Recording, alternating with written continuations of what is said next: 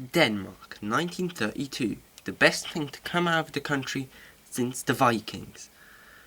Lego. How can such a harmless toy cause so much pain? I guess it did come out of the same country as the Vikings. So in 2011 they introduced a new set by the name Lego Ninjago, with a marketing campaign by the name Lego Ninjago Masters of Spinjitzu. Wait, it was a TV show? Did I stutter? The amount of merchandise that was made for this show is absurd. In the pilot episodes, yes, there's more than one, and season 1, which I am reviewing in this video, they start off with one costume and dragons. Then they get new costumes and new vehicles. Then they get new costumes again.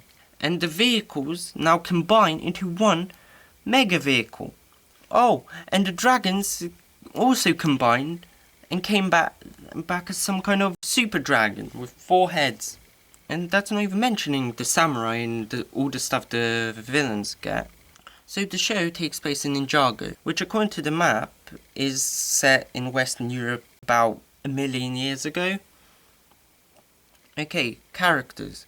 We first meet Kai, who I think in the pilots, he's meant to be the main character, but this is kind of abandoned by the end of season 1. Kai is the fire ninja, and a bit of a...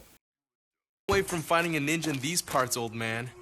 And the shop is called 4 Weapons, not 4 Browsing.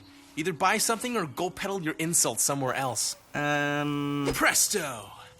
Aww. You made it too quickly, Kai. Be patient. If Father was still here, he'd say... I know. No matter how much fire you have, experience isn't something you learn overnight. That may work for you, Nia, but I'm gonna be a better blacksmith than Dad ever was. Dislikable character. He has a sister, Nia. Nia? Okay, Nia.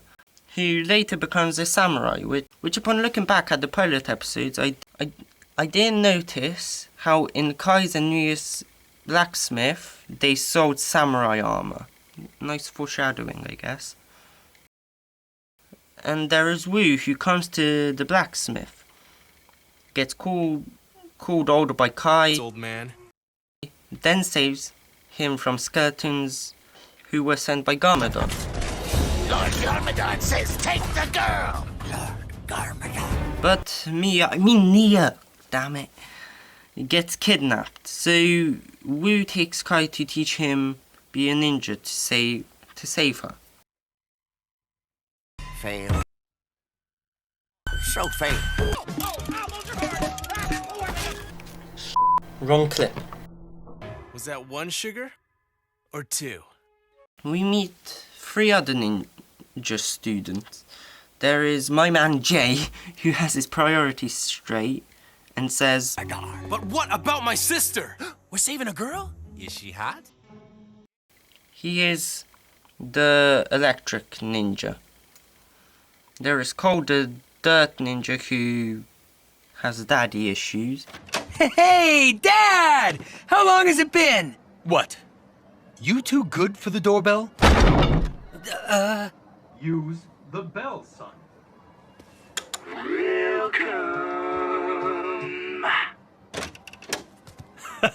Come on in, son. It's been forever.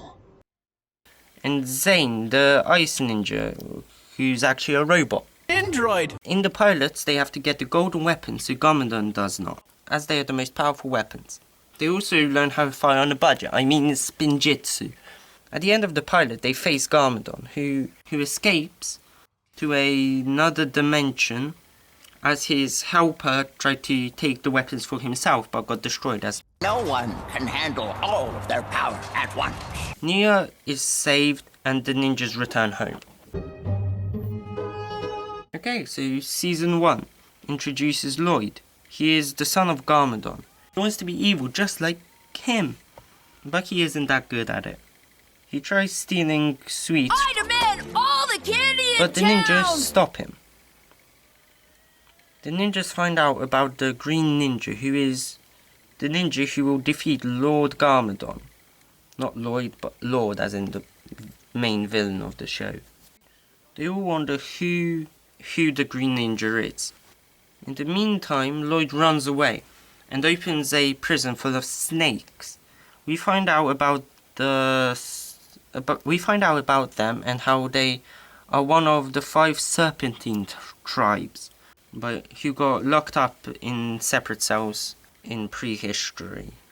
The Hypnobribe. They have the power, as the name suggests, to hypnotize people. Lloyd manages to hypnotize the leader using a reflection. So now they are under his command. They help him steal sweets/candies. They fight the ninjas.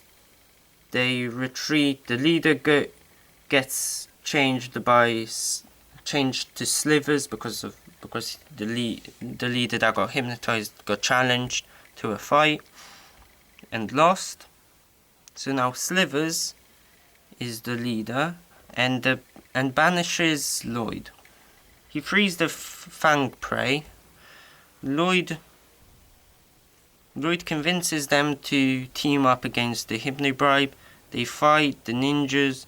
Then the 2 snake tribes team up as the leader of the Fangs like Slivers.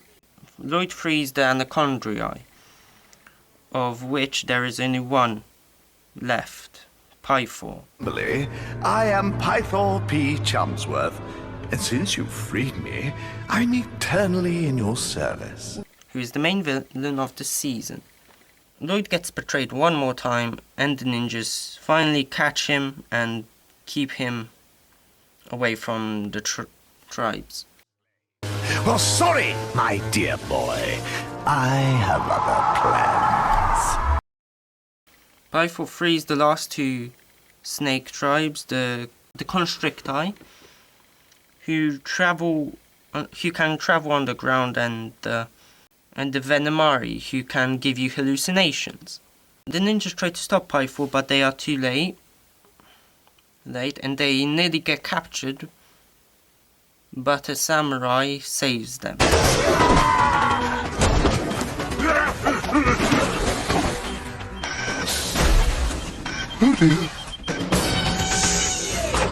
Pythor target confirmed.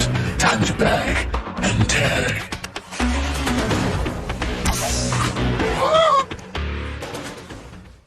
The ninjas wonder who the samurai is, and it turns out to be Mia, literally the next episode. Like, why so early? I think it would have been so much more interesting if this gets found out later. What was the point of the mystery if they found out literally the episode after? So the ninjas have to unlock their full potentials, and the snakes unite to unleash the Great Devourer, to have revenge on the humans who locked them in their tombs. To unleash the Devourer, they have to get the 4 Fang blades.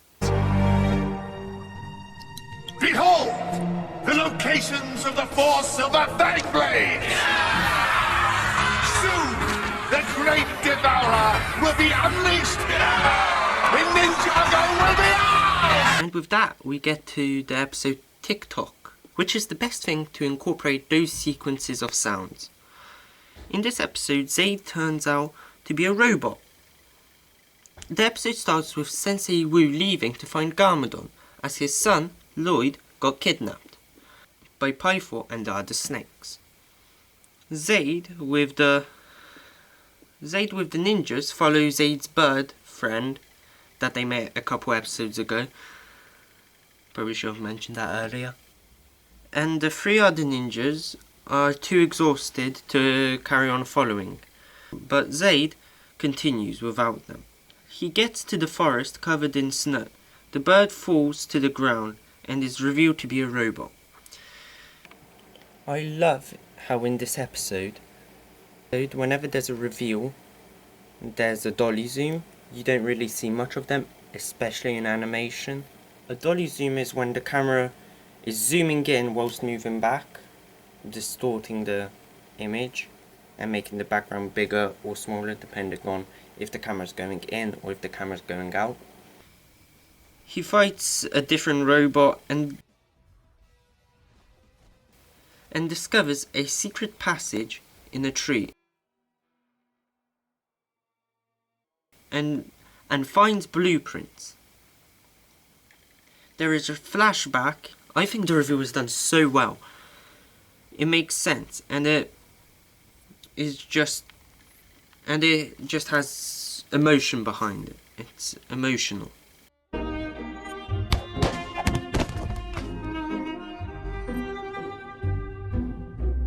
This helps Zaid unlock his true potential, save his friends. I might be biased due to nostalgia, but I think this is a great episode. And I think it's the peak of season 1.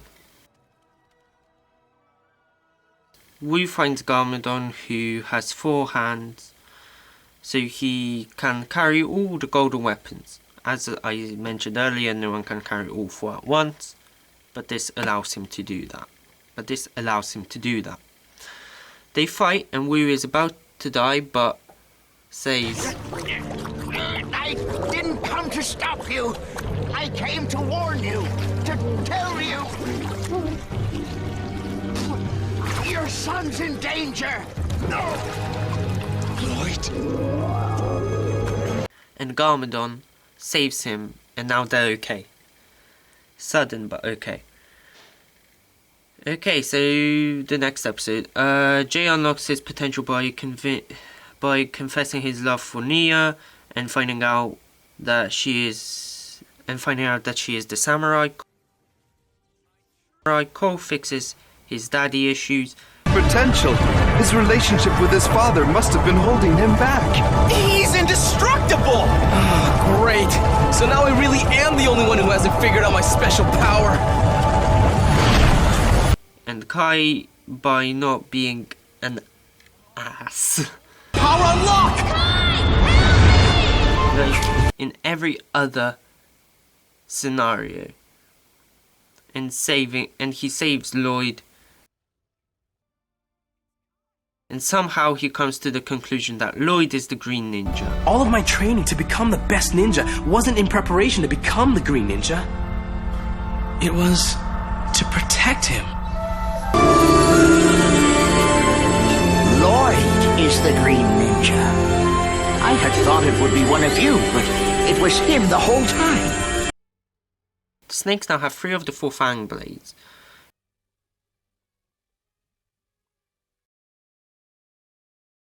In episode 12, they are chasing the snakes and try to stop them getting to Ouroboros, where the Devourer is. They are in the same cart as Pythor, but Wu decides to abandon the ninjas, get his butt kicked, and the Devourer is released, and it's all Wu's fault. Wow, that was a hard sentence to say. As if not for Wu doing this all would have been avoided. Then he has the courtesy to act like he is sacrificing himself. What a dick.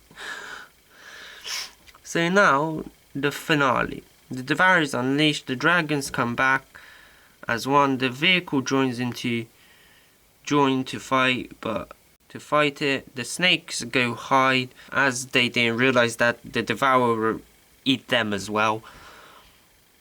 Just like he ate Pythor. And Garmadon kills the Devourer with the golden weapons. Go get him, Dad. Vengeance will be mine!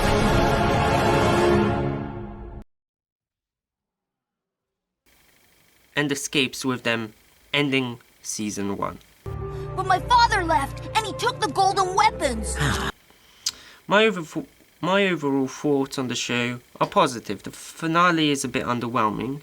My thoughts on the characters. Kai, I don't like him. I think he's not a great person. And is very unlikable. Jay, he's fine. Cole's fine as well. Zaid, the best character in the show. Wu was fine until the episode pre-finale.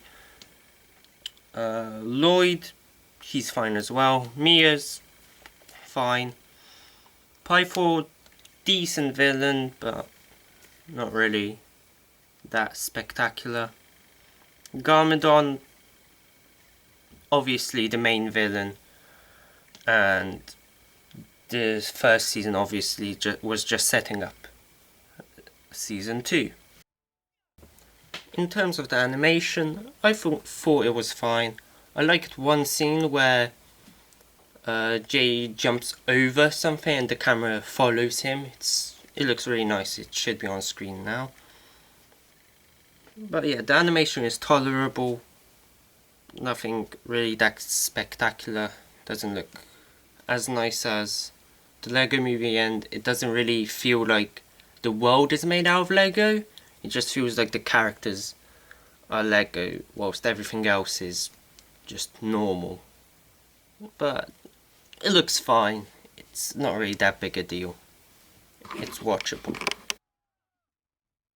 It is obviously was made to sell toys, but it has its good episodes, with the show not dipping below average at any point.